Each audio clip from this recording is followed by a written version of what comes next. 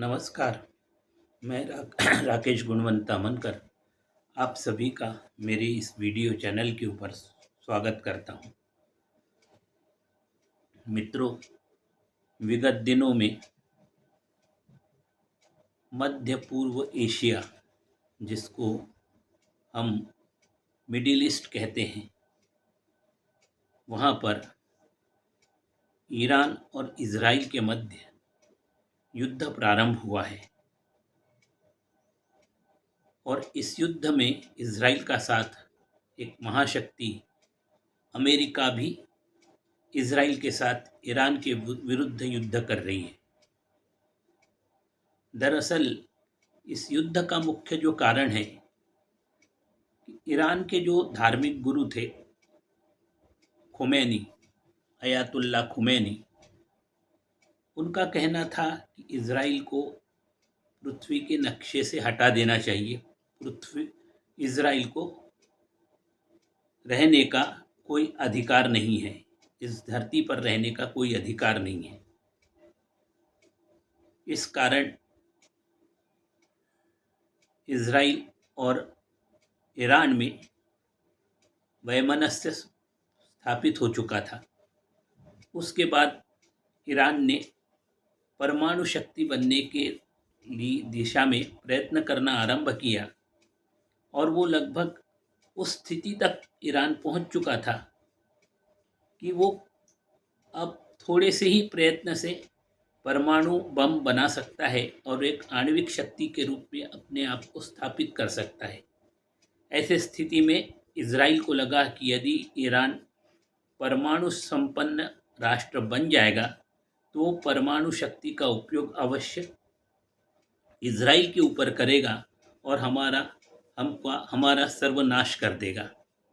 इस कारण Israel Iran से उनके जो परमाणु बम बनाने के लिए जितने भी स्थान थे जहाँ पे यूरेनियम को परिष्कृत कर परमाणु बम बनाने के लिए संचित किया जा रहा था, उन सभी स्थानों को परमाणु बम बनाने के पूर्व ही उड़ा देना चाहता था। अमेरिका भी ईरान से कह रहा था कि वो परमाणु शक्ति का दुरुपयोग न करे, इस कारण वो परमाणु बम बनाने की दिशा में आगे ना बढ़े। और इस संदर्भ में ईरान और अमेरिका के मध्य वार्तालाप चल भी रहा था और इसी समय इजराइल और अमेरिका ने, क्योंकि उनको गुप्तचरों से सूचना प्राप्त हो गई थी कि ईरान ने यूरेनियम को परिष्कृत कर लगभग 470 किलो 450 से 470 किलो तक का परिष्कृत यूरेनियम तैयार कर लिया है, जिससे कि वो परमाणु बम कभी भी बना सकते हैं। इस कारण इजराइल और अमेरिका ने ईरान पर आक्रमण कर दिया। उसके परमाणु बम बनाने के जितने भी स्थान थे उन स्थानों पर भयंकर बमबारी की और ईरान की जो लीडरशिप थी और मिलिट्री के जो प्रमुख उनके व्यक्ति थे, उन सबको पहले ही अपने घाव में उसने समाप्त कर दिया।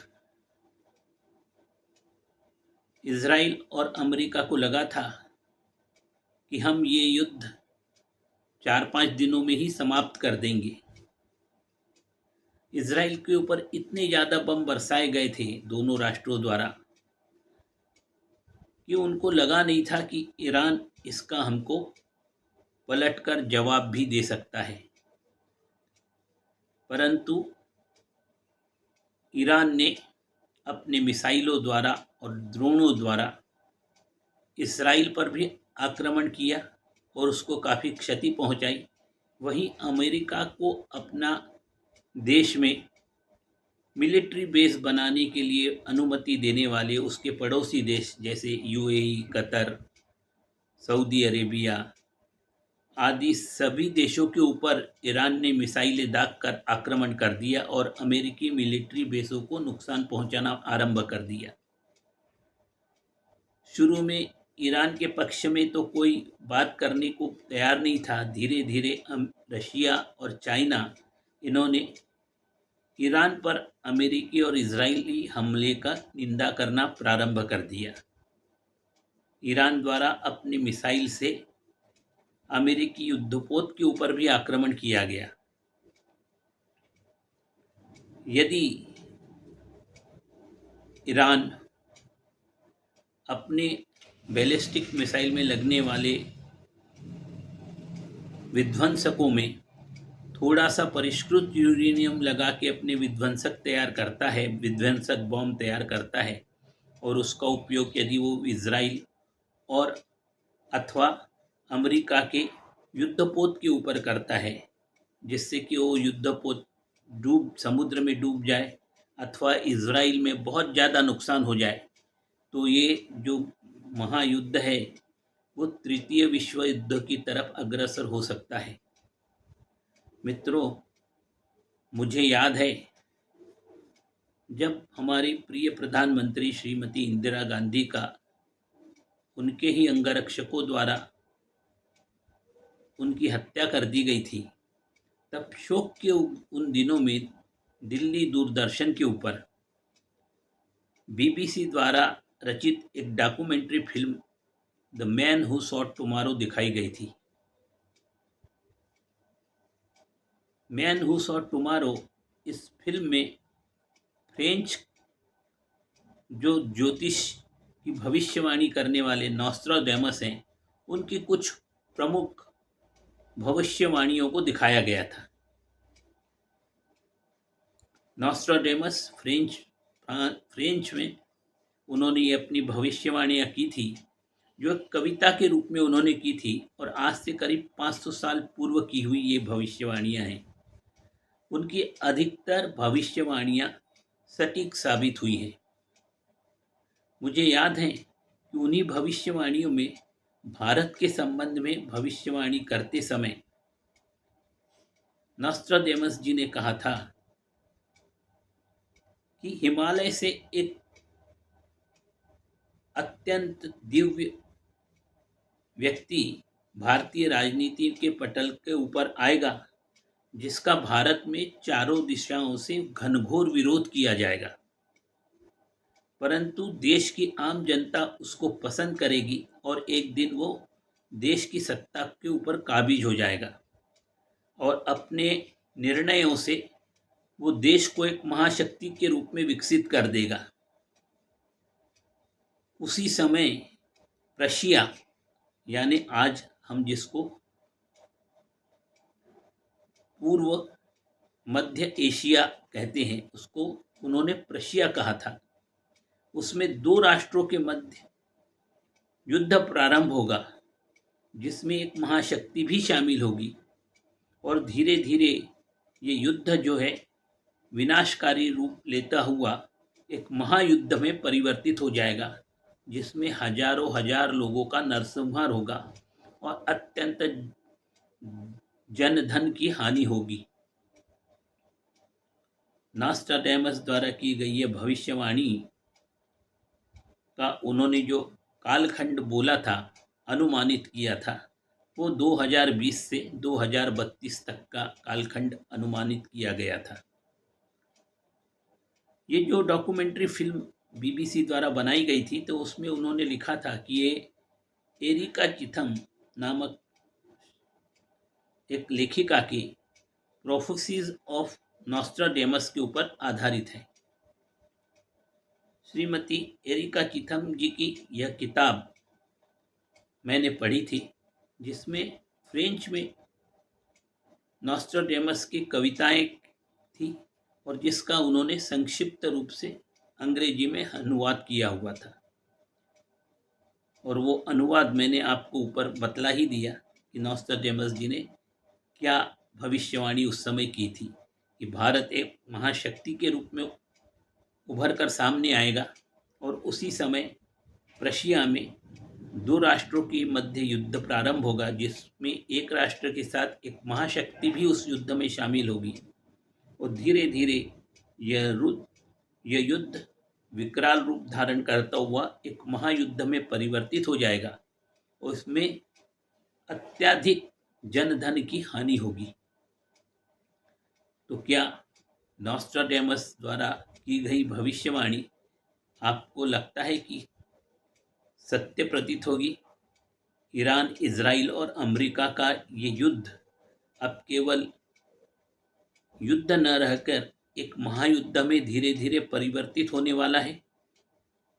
और क्या ये तृतीय विश्व महायुद्ध की हमको सूचना दे रहा है, जिसमें कि हजारों हजार लोगों का नरसंहार हो सकता है? आप लोग क्या समझते हैं? कृपया कमेंट बॉक्स में जाके अपने कमेंट अवश्य दीजिए। मित्रों, श्री सार्थ दास बोध संत रामदास स्वामी द्वारा रचित इसमें सगुण परीक्षा भाग 14 में हम आगे देखते हैं। पिछले भाग में हमने देखा था कि अत्यंत उन्नत परिवार का व्यक्ति अत्यधिक पुत्र होने के कारण धीरे धीरे गरीबी की तरफ अग्रसर होता है और बेटी की शादी में कर्ज लेकर वो बेटी की शादी करता है, जिसके कारण उसको वो कर्ज चुकाने की स्थिति में नहीं रहता। इसलिए उसे अपना शहर छोड़कर अन्यत्र किसी गांव में जाना पड़ता है। दूर दराज के किसी क्षेत्र में जाकर वहाँ वो न्यूनतम दर्जे के हल्के काम करके धन का संचय करता है और अपने घर में लाके अपने परिवार के सदस्यों को वो धन देता है, जिससे परिवार अत्यंत प्रसन्न हो जाता है। और घर में आके वो जो 8-10 दिन उसने आराम के लिए रखे थे, वो 8-10 दिन उसके समाप्त हो जाते हैं। धीरे धीरे वो संचित धन भी समाप्त होने लगता है। उसके कारण उसकी पत्नी उसे कहती है कि आप एक बार फिर परदेश में जाके और धन कमा के लाइए, जिससे कि हमारा परिवार सुखी और आनंदित रह सके। वो व्यक्ति मुहूर्त देखता है परदेश जाने के लिए, लेकिन उसका परदेश जाने का बिल्कुल भी मन नहीं करता। अंतोगत्वा उसका जाने का समय नज़दीक आ जाता है और वो अपने पुत्रों को बहुत प्यार करते रहता है, अपनी पत्नी से बहुत प्यार करते रहता है। तो जी भर के एक बार वो अपने पुत्रों को देखता है और जब पत्नी की तरफ देखता है तो उसकी पत्नी रोते हुए, रूंधे हुए गले से उसको जाने के लिए कहती है। ये भी रूंधे हुए गले के कारण पत्नी से ज़्यादा बात नहीं कर पाता और उस परिवार का वो वियोग का क्षण आ चुका रहता है। अपने घोड़े पर सवार होकर वो धीरे धीरे अपने गांव से दूर आगे बढ़ते चला जाता है और बार बार पीछे मुड़कर देखता है, जब तक कि उसके पत्नी और बच्चे उसके आंखों से ओझल नहीं हो जाते। थोड़ी दूर जाने के बाद वो एक पेड़ के नीचे रुककर बहुत रोता है। उसे बस बहुत कष्ट और पीड़ा होती है अपने परिवार को छोड़कर दूर देश जाने के लिए। तब वो मन ही मन सोचता है, उसको अपने माता पिता की याद आती है। वो सोचता है कि मेरे माता पिता ने नवस बोलकर माँ बता रही थी कि मुझे पुत्र के रूप में प्राप्त किया था और इस कारण मेरे माता पिता मुझे बहुत अत्यधिक प्रेम करते थे। माता पिता के इस प्रेम को वो भूल नहीं पाता। उसको याद आता है कि जब कभी भी वो माता की आंखों से जरा भी ओझल हो जाता था तो माता एकदम विचलित हो जाती थी और रोने लगती थी। वो सोचता है कि यदि आज मेरी माँ जिंदा होती तो मुझे वो निश्चित ही दूर परदेश नहीं जाने देती। अत्यंत कष्ट और तकलीफ़ों को सहन करके मेरे माता पिता ने मुझे बड़ा किया है। उन्होंने बचपन में मुझे बहुत सारे उपदेश दिए थे, मुझे क्या करना चाहिए, क्या नहीं करना चाहिए, क्या अच्छा है, क्या बुरा है। भगवान की भक्ति हमें किस प्रकार करनी चाहिए। प्रातः काल भगवान का स्मरण करना चाहिए, दिन भर नामस्मरण करना चाहिए, परंतु इन पारिवारिक प्रपंच के कारण और झंझटों के कारण मैं वो सब कुछ भूल चुका हूँ। मैंने बचपन में भी माता पिता द्वारा दिए गए उपदेशों का कभी भी ध्यान नहीं दिया, उसको हमेशा अनसुना ही करता रहा। और यही कारण है कि आज मुझे अपने परिवार से दूर दूर देश में जाना पड़ रहा है। यदि बचपन में मैंने अपने माता पिता द्वारा कही हुई बात मान ली होती तो मुझे अपने परिवार से बिछोह नहीं करना पड़ता। पारिवारिक झंझटों और चिंताओं के कारण मैं भक्ति से भी दूर हो गया हूँ, भक्ति से विमुख हो गया हूँ। क्षण भर भी भगवान का नाम लेने के लिए मुझे समय नहीं मिल पाता या मन में विचार भी नहीं आता। तो ये सब काम के लिए मैं ही दोषी हूँ। मुझे बचपन में अपने माता पिता की बात सुन लेना चाहिए थी।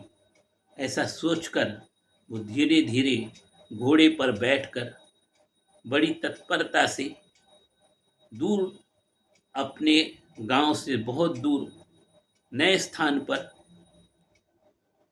कुछ पैसा धन संचय करने के उद्देश्य से, काम करने के उद्देश्य से वो आगे बढ़ता है। हमेशा उसको अपने माँ के द्वारा किए गए अपने लिए त्याग और बलिदान की याद आती रहती है और वो सोचता है कि कभी भी मैंने अपने माता पिता का, माने उनके जो त्याग है, उसको नहीं समझा। समय रहते मैंने अपने माता पिता की जितनी मैं सेवा कर सकता था उतनी मैंने सेवा नहीं की और इस कारण वो अपने आप को बहुत दुखी महसूस करता है, क्योंकि अब माता पिता तो मुझे मिलने वाले नहीं हैं। ये सोच सोच कर वो बार बार दुखी होते रहता है और अपने निर्धारित गंतव्य स्थान की ओर अग्रसर होता है। तो आज का पॉडकास्ट यहीं तक। आपको मेरा ये पॉडकास्ट कैसे लगा, कृपया अपने कमेंट बॉक्स में जाकर अवश्य कमेंट दीजिए।